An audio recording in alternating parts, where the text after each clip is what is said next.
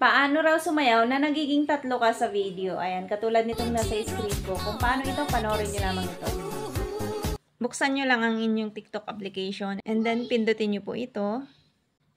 Then dito sa search bar, i-search nyo po dyan ang triple dance effect. Ayan, ganyan po siya.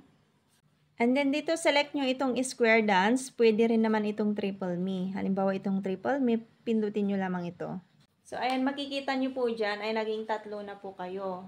Then para makapag-record po kayo, pindutin nyo lamang po ito.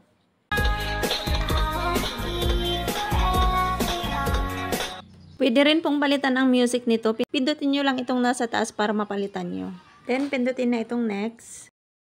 Pwede nyo nang lagyan ng title at hashtags. So ito po ay ma-upload sa inyong TikTok account. Pero kung gusto nyo pong ma-download na po siya diretso papunta sa inyong gallery, para pwede nyo rin siyang i-upload dito sa Facebook, pindutin nyo lamang itong more options.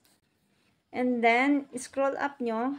Pindutin nyo itong save device. I-turn on nyo yan. At after nyong ma-upload dito sa inyong TikTok account, ay ma-save din po yan sa inyong gallery. Yun lang. Follow and share for more tips and tutorials.